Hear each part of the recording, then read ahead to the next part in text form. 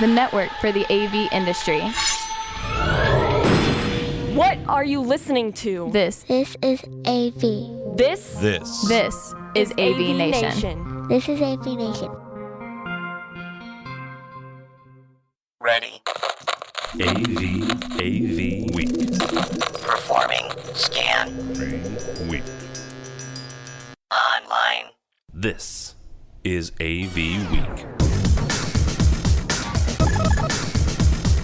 AVWeek.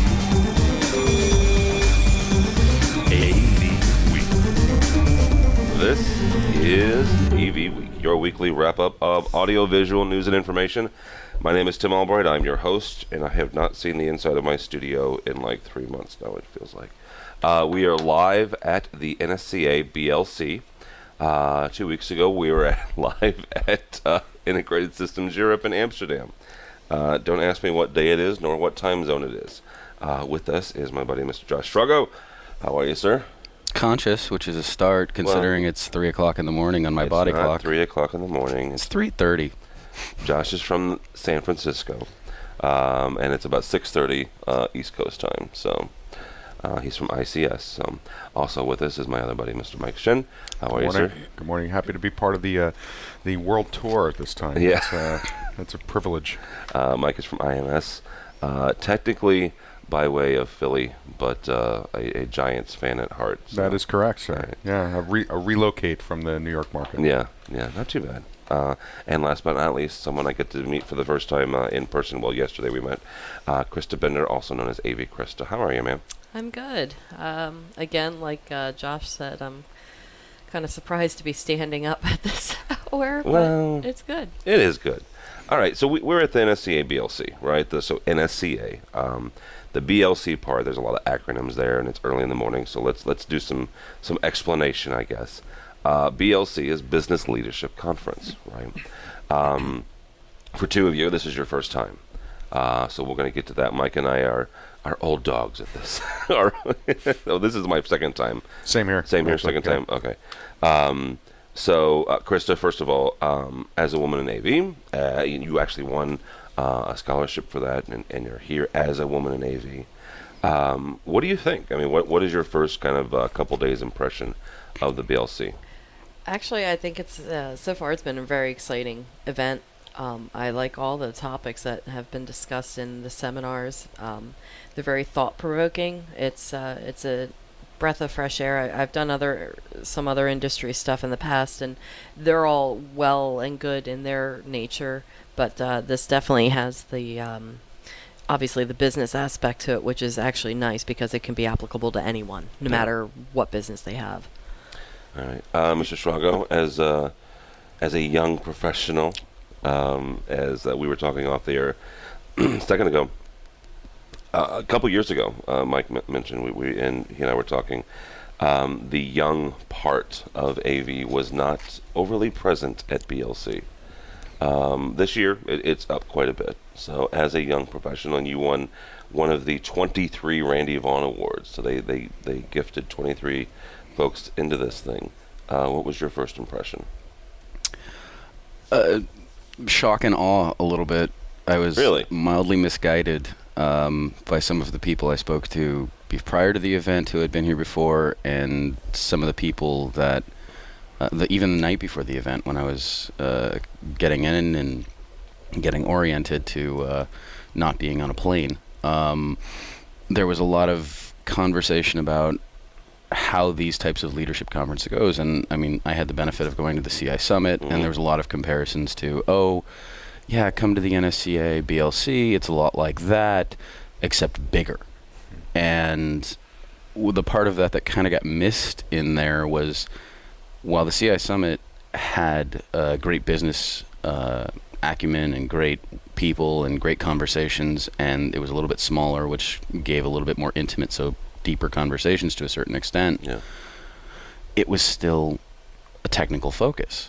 There was still information about how this tech or this way to treat technology and this technology and how it works with your business and how you can utilize these things in technology to work with your business. And I came in with that kind of, so we're going to be going into that, we're going to do that. There was none of that There was no technology even really talked about until the final session yesterday, when it was more marketing based, and how modern technology and how improving processes was changing. A lot of it has been internal reflection and internal, how are you operating as a leader? How are you operating within your company? Are you aligned with your company's mission? Do you know your company's mission?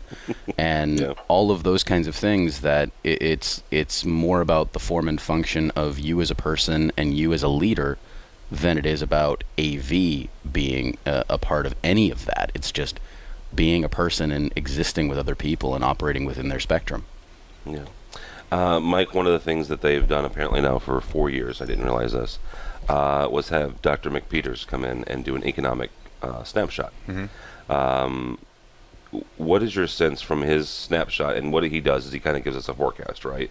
And he even said yesterday, economists are notorious. Half of my predictions are wrong. I just don't know which half. Right.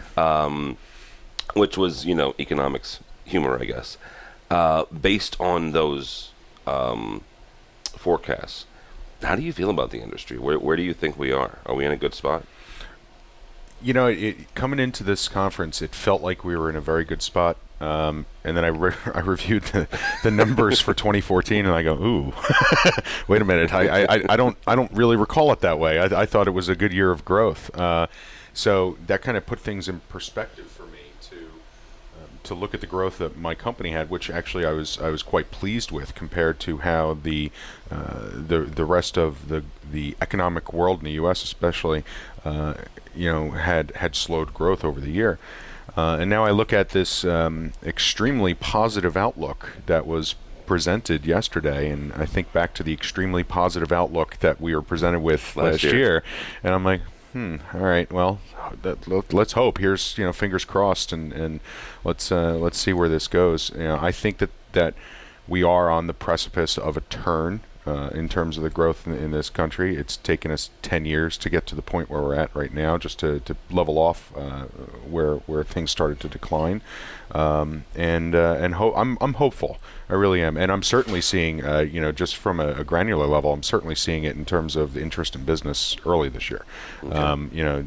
The number of projects, the number of opportunities that we're being ushered into, or that we're drumming up, is probably close to 30-40% up from where we were this time last year. So I'm happy to be seeing that. I hope it's sustainable, and I hope it's not just some early optimism in the year, and that all of a sudden things don't drop off come April.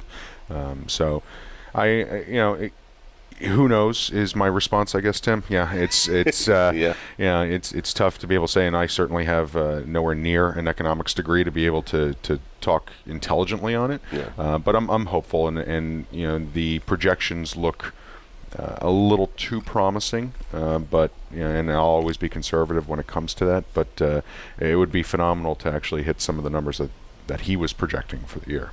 Yeah, one of the things I found interesting was the job recoveries, and the fact that we finally got all of the jobs, according to him, all the jobs back that we lost in the early part of the recession.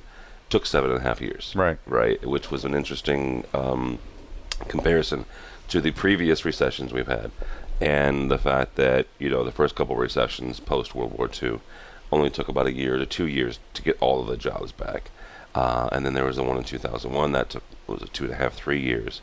And then this last one was 7.5 years. I don't like that where that trend is going. So if the next time we hit a recession, it may take 10 years. Who knows? Well, and what was most telling, honestly, is each of the markets that post recession, each of the markets that were the cause for the recession or had the biggest results from that recession were the first ones to bounce back with the highest results of job growth. Yeah. And in this particular recession recovery, that is the exact opposite case. I mean, the residential market is still not even at the point of recovery that it should be, we would have expected 5 years ago for it to have already recovered and generated new business.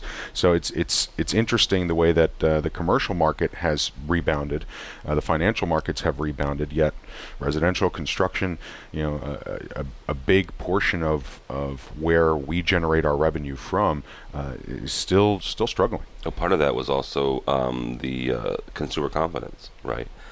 he went through and started listing through, according to Dr. McPeters, the consumer confidence and consumer buying power or buying is 70% of GDP.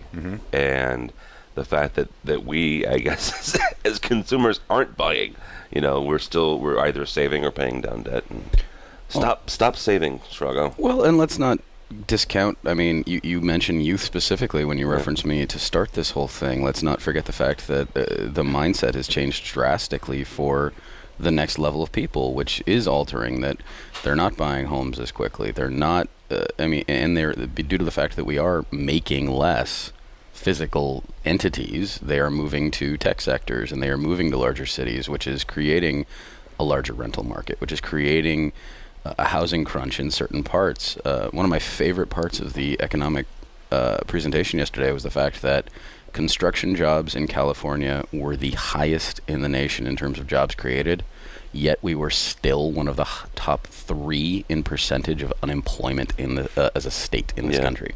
And I'm sitting here going, how do we have that dichotomy of... You guys were like 7 or 8%. We were at 7% for unemployment in California, but we were at somewhere between 30 and 36% yesterday, from what his charts showed, in terms of job creation for construction. It was just insane. Yeah, that we can be on both sides of that coin, whereas everybody else was, pretty much down the middle. It just goes to show how bipolar we are in California. You guys are quite bipolar, yes. Christa, the company that you work for, right? Your position, does it make sense for you to come to the BLC? Does it make sense for Josh as an engineer? And what is your official title now? Manager of AV engineering. You're a manager. Does it make sense for him to come to the BLC, or is it more for folks like Mike and myself? I mean, we both have the title Director of Operations. So, is that more the folks who should come to this? After sitting through just one day of the seminars, I honestly think it's something that almost everybody should experience at some point. Maybe not as repeat, because ultimately the topics we're discussing, leadership, getting along with coworkers, getting along with customers, all of that reflects what everybody should be doing in their everyday business. For me personally, I think it makes sense for me to come. I mean, I have been in the industry for a while. While I don't have a manager's or director's title per se, I think it is beneficial, considering the time I've put in so far in the industry, that I should be tuned into that, quite honestly. And if I wasn't, I would say my boss should fire me if I didn't care about those topics that we're discussing. That's a really good point. I didn't even think about that. Yeah. All right, guys. I don't want to take all your time because we have breakfast. You guys have breakfast to get to. My happy butt will be here.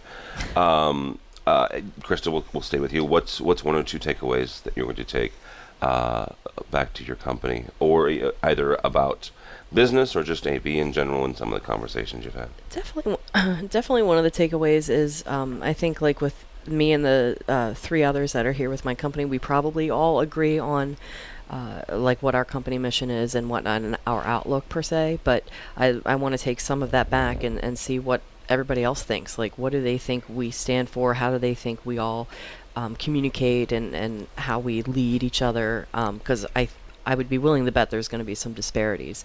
So that's definitely something that's a huge takeaway. And just the reiteration of how communication and leadership and how to interact with other people, play off their strengths, play off your strengths, is something that's huge to take back. Is it something where you're going to have to actively engage your team when you get back there, right? So you have basically a meeting that says, okay, guys, this is kind of what we learned from the BLC. Yeah, it'll definitely be a nice breakdown. We'll sit down. Mostly that'll probably occur with my sales side, since that's the division I'm in. But ultimately, I think it's going to trickle down even through operations and everyone else, as far as what the takeaway is and how we can apply some of the lessons that we've learned here. Okay, all right. Mr. Shinn, what are you taking away from this year? Yesterday we had several, obviously, presentations. 2 of them really hit close to home. So I'm going home with a some items that I want to reflect on and see how my management style can evolve. Given my coming out of those sessions, my opinion of lack of experience to be able to properly manage teams. Liz Wheelman's presentation really put into, Liz Wiseman really put into perspective just how many different silos management can fall into. And I saw a little bit of myself in each one of those categories. And I think that she kind of opened my eyes to that. And I want to be more mindful of that as I manage my team to make sure that I'm not demotivating them or as she had put it, diminishing them, and instead multiplying the total intelligence of the collective group. And that's going to be a challenge for me. I know it's definitely going to be something where you got to check the ego at the door and start to evaluate what are you doing wrong and not what is your team doing wrong. So that's definitely from a personal growth and what I can do to help my team be better. I'm going back with that. On the other side, Edgar Popke, he had all of a sudden I just had a West Side Story pop into my when you're Edgar Popke all the way. But he had 2 sessions and I attended both of them. He was really dynamic, especially with his content, and his whole concept wasn't so much focused on you as the leader, but more about the culture of your organization, and what can you do to help steer that culture, because sometimes you can't 100% control it, but what you can do is influence it. And a lot of what he was presenting I want to take back and start to think about with my fellow management team and see what we can do to encourage the right culture that we're looking for, to recruit the talent and retain the talent that we want in our organization. So I was really impressed with both of those sessions, and I'm going back with probably 15 pages of notes, just knowing what we need to do better as a team. I was impressed with him as well because you sit through however many seminars you do, and he took the time literally to answer everyone's question and to say, I know you're waiting for me, hold on, I appreciate that, thank you. And oftentimes you don't hear that, and usually at some point the speaker eventually just moves on and doesn't answer any more questions, but he took the time and really reiterated the principles he was talking about with us in interacting with them. Yeah, basically, he lived out what he was trying to teach us, so that was neat. All right, Mr. Shrago, what are you taking back to San Francisco? Alignment. Edgar Popke, the thing that he was focusing on was being aligned both with your visions and what drives you and your motivators and what's driving your company, and the distortion, I guess, that can be created if you are not on the same page. And getting that kind of clarity and getting that kind of smooth transition between people, between ideas, between all of that, and creating that kind of unified pipeline and unified message has always been something that I've struggled with, because having worked for a company that is a different culture, a drastically different culture, and trying to a different culture than what you than the United States. I mean, I worked for the Japanese. Okay. I'm sorry. I thought we were talking. No. Literally. I worked for the Japanese for 5 years, and having worked under that, and then moved over to the integrator side, where the things that help motivate me sometimes I feel like aren't necessarily the first things on their minds. So it's trying to find a way to either align those and get us better on the same page, and take that and put it to the people that I work with and get them more on the same page. I mean, as the manager of engineering, I spend most of my time herding cats and streamlining processes just to try and make our jobs more efficient, more effective, and more accurate. That's basically about 30 hours of my week anymore, is just doing that. So there's very little engineering that I do on a regular basis anymore, just because I have to make everything else work. So that would be one of the first things. The other thing is, you can shout at the internet for over a year about a topic. But what topic would that be, Mr. Shrago? Net neutrality. What's that? What is that? I will hurt both of you. You can shout at the internet for over a year, but nothing actually beats the look on somebody's face when they finally learn that they don't actually know anything about it, and it's going to have a major impact on their business. especially moving forward when they had wonderful big plans. Yeah. That moment when you start to realize that a year of work and a year of following and a year of chasing has paid off. While a majority of people that showed up early to the conference were able to participate in the social activity of going and playing golf, and it looked like a wonderful tournament from everything that I was hearing and everything that I was seeing on social media. I literally barricaded myself in my room and watched a live C-SPAN feed of the net neutrality vote. And I actually, for the first time in my life, looked at my hotel channel keys to see if I had C-SPAN 3. I will never again look to see if I have C-SPAN 3, but I looked that day. And I watched it the entire time. And I have 1,000 words and notes that I have to compile and turn into what was said, what was misleading, what was right, what was wrong, and where we're headed in all of this, because 4 million people weighed in, and what came out of it was what 4 million people asked for. The question is whether or not 4 million people actually knew what they were asking for. And that's the big thing right now, and it's still, and because of what came down based on the summation, it's going to have an impact on our industry. It's going to have a huge impact. And we need to find, of course we need to wait for the revisions to come out and see the 317-page document in its full capacity. So once that comes out, you may need somebody else to edit for a week at AVNation, but I will definitely be trying to cover that as best I can. So yeah, again, you can shout into the abyss of the internet, and people will listen. And I have learned that lesson over the course of the last couple of years. But nothing beats standing in front of that person and having the legitimate conversation to spell it out for them in terms that directly affect their plans, where they're going, this grand vision they had for themselves and their companies, and suddenly realizing, wait, there's a roadblock I didn't know about? Yeah. What do I do about this? Well, you listen and you argue and you raise concerns, and we try and band together. I was really honored when Rachel from NSCA, who does a lot of the government relations aspect in terms of monitoring what's going on and keeping systems contractors up to speed, basically said, you have been raising an immense amount of noise for one person, and now we need to find a way to amplify that and get more people to raise the noise. So that was really a nice honor from NSCA to have that kind of recognition that I am not shouting into the abyss. So it's that was part of my experience, and some of the things that I'm going to be taking away from this is really just trying to find better ways to get involved with the company and that I work for and the community at large, and continue to push things forward. Yeah, I'm holding my opinion on it yet, but as it stands, you and I don't exactly see eye to eye, but on the entire impact. But we'll get to that at a later date. So I just want to say that as somebody that took part in yesterday's charity, or 2 days ago's charity golf outing, how humbled I am, Josh, that someone as cool as you could sit in your hotel room for 4 hours watching C-SPAN. You know what? I'll take the charity golf outing.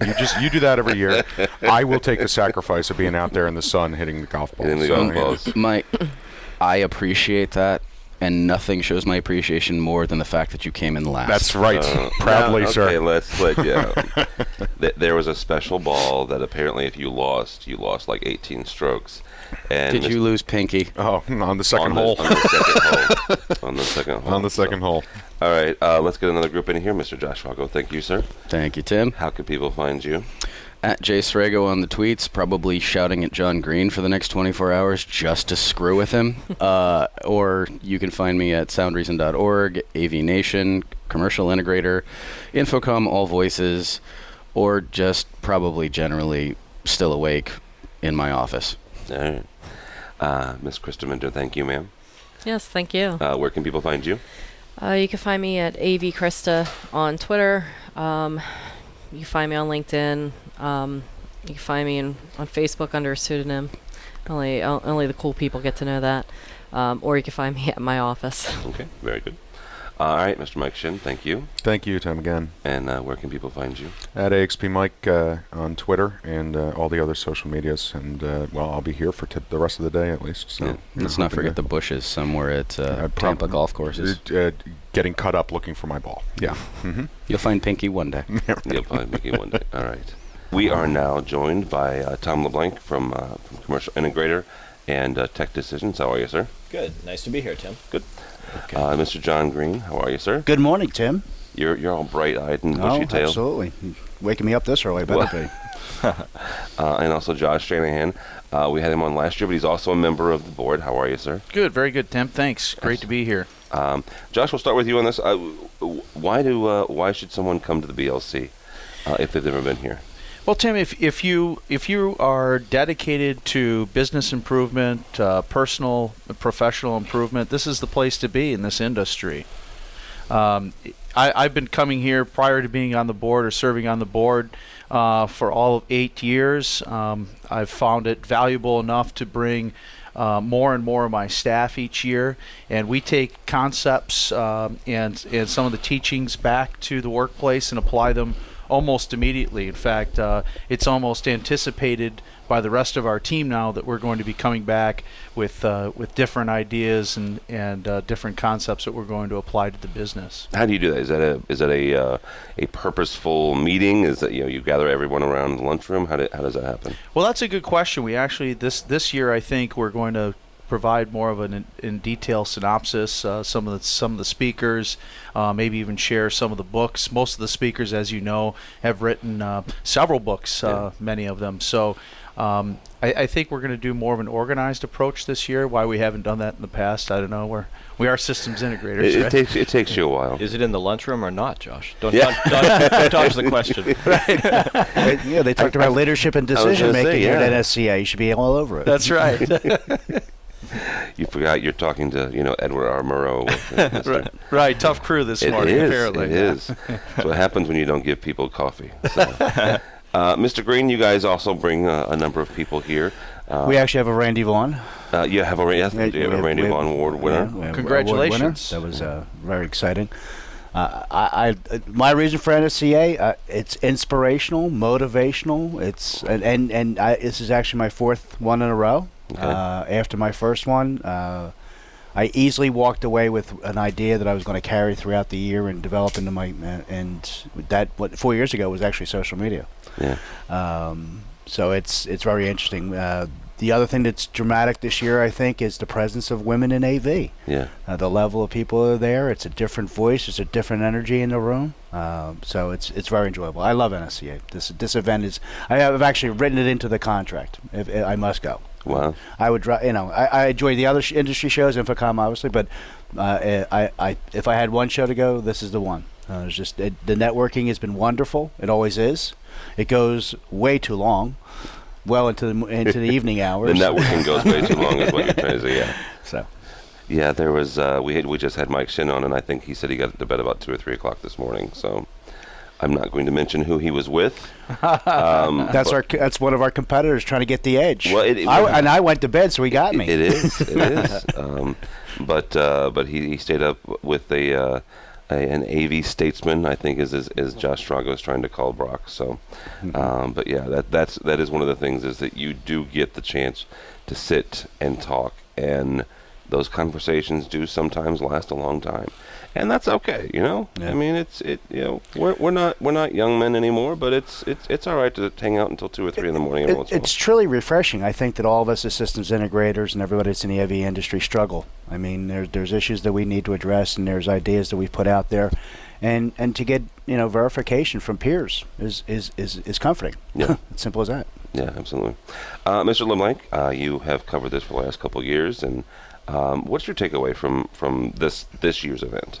Well, mine. From this year's event, it's last year was my first time seeing the BLC. So last time I was a little bit in awe of how well it's organized, the network opportunities, the content, and this year it seems like, I'm still in awe. And the content is great again this year, and I think the thing that you really take away from my perspective is different than it is for integrators. I'm here for kind of a different reason. We're when we come up with article ideas for commercial integrator, what we're trying to do is come up with topics that we think might make a positive impact on integrators and consultants, our target readers. So usually we get that from, like conversations with folks like Josh or Chuck, casually on the phone or something like that. But when you're when you're at an event like this and you're sitting in these sessions and you're listening to people, not just the people on stage, but the questions that are asked from the audience, you kind of tap into, some of the things that are going on in the industry that aren't always broadcast. And that can lead to story ideas. And probably even more so than the sessions, the network opportunities are when you come up with some good, article topics and you touch upon some pain points. I'm actually wearing the rubber band from the session, so. There you go. Yeah, John was at with Lisa Wiseman. Yeah. That was a phenomenal presentation. Absolutely. Yeah. It's motivational. It really is. John, I take it like myself, I'm going to try to be a multiplier rather than a diminisher at all times. It's always scary when you go to these presentations and they show the good people and the dark side and the light side, and you find out that there's a mix of all that into your management style, and you try to go to that good side. I like how Liz talked about the intellectual maximization of our teams, and that's sometimes a struggle, but it's something we can all strive to do when we get back. Even you guys, right, Tim? No, yeah, absolutely.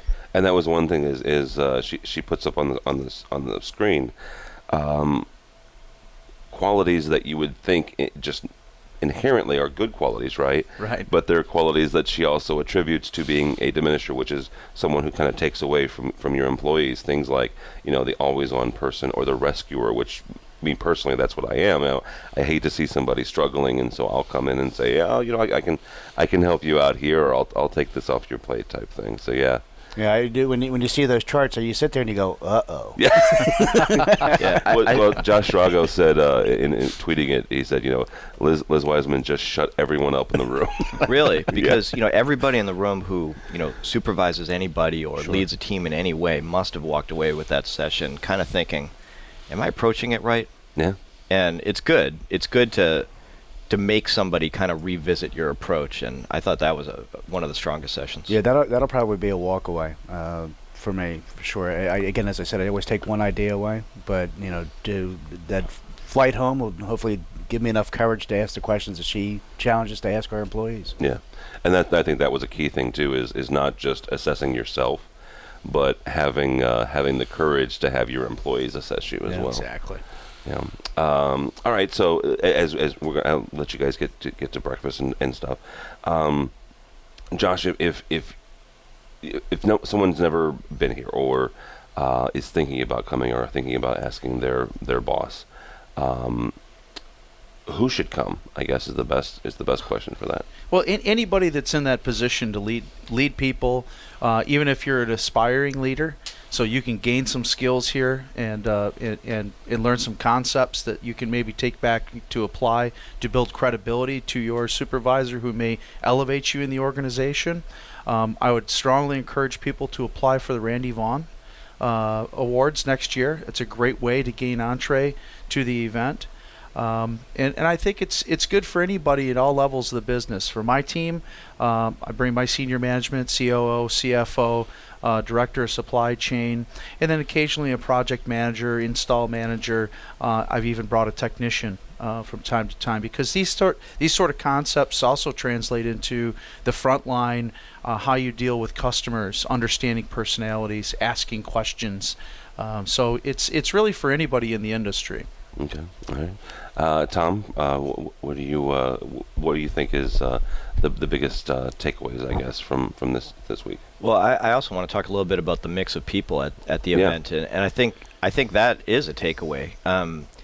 I think that we spend a lot of time talking about trying to bring in younger people, and I think that is important. But I think that when you make that statement, when I make that statement, it's almost dismissive of the plural elder statesmen in the in the industry, and those guys are obviously extremely valuable to the industry. But I do like how last year and this year it seemed like there was an infusion of youth. Yes. And I think it was more so this year. I noticed I did an article earlier about a company in Maine called Advanced Technology. And last year, that's when I met Rob Simopoulos, who runs the company. This year, I think Rob couldn't go, but he sent, I think, 3 staff members, and in various positions in the company.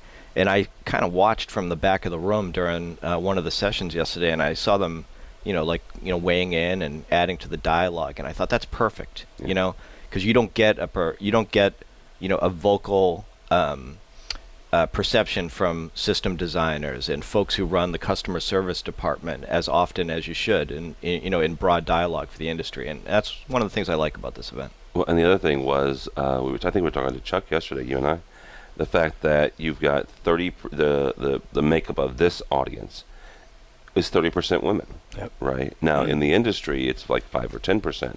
So the fact that there's a larger makeup of women, proportionally in this audience is kind of neat to see, and to get their perspective as well. Sure. So, all right, Mr. Green, why do you bring people? I guess my reaction to this, and who would we bring or who should we bring? It's anybody you want to develop. I mean, that's a pretty broad statement, but my other recommendation to Chuck is he needs a bigger boat now. I think that 300 is almost limiting at this point. I think it's a much larger conference. Again, the information and the speakers that he puts in front of us is one of the most wonderful collection of people that I've experienced, and it's been regular. So you can reach out to any level of your employees and bring them along, and they can see the message. And Marina, who was our Randy Vaughn award winner, said, it's remarkable how friendly everybody is, whatever competitive status it might be. You can walk up and you can have a deep conversation about what you do in the company. She was talking to other marketing people, but the willingness of everybody to give at this conference is kudos. Yeah, absolutely. All right. Tim, I'd like to also mention we host these business integration survival seminars, and those are we're doing them like once a quarter now, Tom. Yeah, I think there's 2 planned. There's one in April in San Francisco, and there's one in, I want to say, October in the DC area. Right, in Annapolis. So that's kind of like a continuation of the BLC, if you will. Some of the same concepts and things are applied, and that's an opportunity for people on more of a regional level to send folks out to gain some education. All right, and they can find that on the NSCA website? That's correct. Right, nsca.org. All right, very good. Josh, thank you so much, sir. Thank you. Where can people find you or your company? Well, you can find me in Brighton, Michigan most times if I'm not traveling around the country. But you can always feel free to contact me via LinkedIn or email. Okay. And Tim, just want to thank you, too, for all that you do for the industry and what AVNation contributes. Yeah, well, thank you. I appreciate that. Mr. LeBlanc, where can people find you and all of your publications that you're editor of now? Sure. So commercialintegrator.com, on Twitter, ComIntegrator, and then on the Tech Decisions sites, I'm just going to make you Google it. K through 12 Tech Decisions, Higher Ed Tech Decisions, Corporate Tech Decisions, Worship Tech Decisions. And where aren't you, Tom? Well, he's a busy man. And your personal Twitter handle? I am LeBlanc Tom. I'm bound and determined to get you over that 100 mark. So 100 what? 100 tweets or 100 followers? 100 followers. Oh, we could do that. Yeah. No, I think he has more than that. I'm just giving him a hard time. 99. So, and then you, Mr. Twitter's social media. And statesman. I would put you as an AV statesman. No, not yet. Come on, give me No. Here's the thing. Okay, so we've been giving Brock McGinnis, who's a very good friend of ours. He's my mentor, by the way. He's my mentor. Absolutely. Yeah. A hard time about calling him a statesman, right? Because he's like, I'm not that old, right? And Brock's a little bit older than I am. I just hit 40 last year. You're a little bit older than I am. I would call you a statesman. You've been in the business a long time, I've been in business brother. since 1979. Then I would call you a statesman. And the only thing that I like to say about it is this industry's been very kind to me. So it's been a lot of fun. It really has. I've met some of the most interesting people in our industry. So it's been fun. It's been a fun ride. So how can people find you and your tweets? All right, well, let's start with the tweets. It's jgreen6, and I'm with Advanced AV, and I'm happy to announce, oddly enough, just minutes before today's meeting, is our new website is rolling out. Oh, very good. It's available for mobile too. It's www.advancedav.com. And if you see Marina on the floor today, give her a great shout out. She's been working on it for a while. Yeah, I will. Yeah, Marina's great. So, all right, guys, thank you so much. Thank you, Tom. Thanks, Tim. As we continue and kind of wrap up today's cavalcade of guests, my buddy Craig McCormick from Commercial Integrator. How are you? I'm doing well. How about yourself? Good. Editor at large still, or do you have a new title? No, still sticking with that for now. All right, that'll work. And also Steve Greenblatt from Control Concepts. Chief everything there. How are you? I haven't gotten a new title yet either. You should. You should give yourself at least one new title a year since you own the joint. So. Yeah. But then that comes with added responsibilities. You know what? There's no bigger responsibility than owning it. So that's kind of the ultimate, I guess. So, Steve, we'll start with you. You and I have spent an awful lot of time together in the last year. I'm not complaining. It's just sure. you and I have been to all of these. And I'm not. I don't use that term. The word all a lot, but we have. You and I went to last year's BLC. Infocom, CEDIA, the executive conference with Infocom. Why do you come to the BLC? This year, I don't think it was a choice. I think that after last year, it just seemed like you had to put it on your calendar. Everybody was planning it. Based on the response from last year, the takeaways from last year, but also knowing who's going to be attending, and it just becomes that reunion of the industry, and NSCA always delivers on the content, so that wasn't going to be a question. And I think there's just so much to gain from just getting everybody together and really understanding where we're going and what everybody's up to, and then just the hardcore leadership and development content is something that you're just not going to find in other places. Yeah. You take that time out of the year to work on it, and there's other resources, of course, but it's kind of nice to be able to do that with your fellow AV peers. Yeah, absolutely. Craig, from your perspective as someone who covers the industry, what do you think this specific conference brings? I think Steve is definitely not alone when it comes to people coming to it every year. It's definitely something that everybody has on their calendar every single year. I came for the first time last year and saw a lot of people that said, I've come 5, 10, 15 times to this, and I'm seeing all the same people back here again this year. So I think that every session there's one or two takeaways for everybody to walk away with, or you'll go back to your office and you'll implement one or two things that you hear over the course of the weekend. So I think every business that comes here definitely benefits from it. Yeah, one of the things that they've done for the last 4 or 5 years is have Dr. McPeters, the economist from ASU, Arizona State, based on his assessment of where we are. Where do you think we are as an industry? He seemed to be kind of a mix of optimistic and pessimistic. I think he sees things going up, but maybe not quite as quickly as some other economists as well. So it seems like things are turning around, and he said sort of the same thing last year, that things were improving, and it seems to be going that way, based on conversations I have with other people as well. Business is picking up, that sort of thing. That seems to be the overall trend. It may not be as fast as maybe some people thought or expected or hoped for, but it definitely seems like it's busier in the last 12 months than it was the 12 months before that. Okay. Steve, from your perspective, you and I do the same thing. We're both independent programmers. I've been trying to keep him away from one of my clients this week, so that's been fun. Never an issue. Never. Is that the sense you're getting from guys that you're talking to and the companies you're talking to? I think our industry is probably a little bit more optimistic than the general public, and that's kind of what I'm seeing. I think somehow in the last year or so, we crossed that barrier, and everybody said the business is back and the relationships are back, and the opportunities are there. We may have to adjust on how we approach them and what we provide, and probably be a little bit more sensitive to the market, but I think the optimism is pretty strong right now, and there seems to be a push for hiring, all the good signs that we're looking for. Okay, all right. I've asked a few folks this. Steve, we'll come back with you, and I'll finish it with Craig. Who should come to the BLC? Whether it's is it CEO or is it technician or people in between?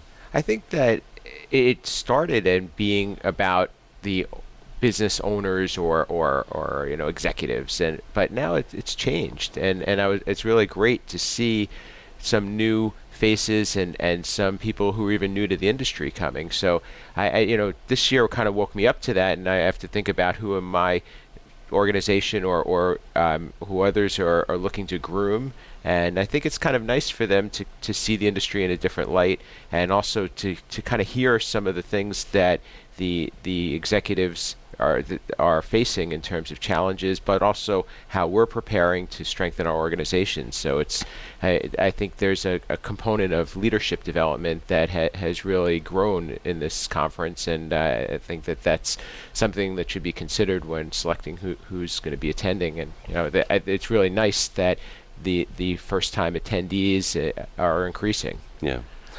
Craig, from your perspective, who would you recommend come to this? Yeah, I mean, I would definitely agree that there's a heavy dose of kind of CEOs and high level management sort of emphasis at the event, but there are a lot of kind of younger people and lower level employees that are maybe looking to be the next CEO, the next president, move up the chain in their company, and I think they definitely get a lot out of it too. That there's, talking about leadership development, talking about, ways to move up. I think it's kind of there's a takeaway for everybody.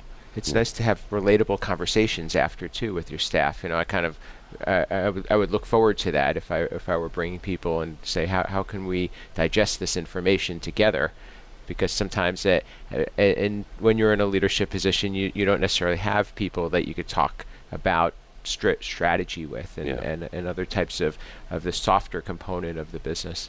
Yeah, very good. All right, guys. Craig McCormick, thank you, sir. Thank you for having me. Where can people find you? Commercialintegrator.com is probably the best place. Also on Twitter at Craig McCormick. If you like, Boston Red Sox tweets, that's all I'm going to say. Occasional technology tweets. Yeah, once in a while. Once in a while. And Mr. Steve Greenblatt, where can people find you, sir?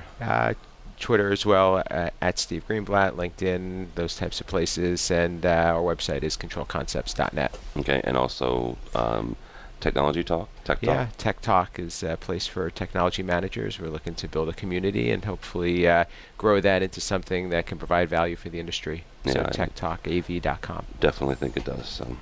All right, my name is Tim Albright. Don't bother following me. It's boring stuff. But go by the website if you would, please, AVNation.tv. AVNation.tv. You'll find this program and a host of others. So that is all the time we have. Thanks so much for listening. This has been AV Week.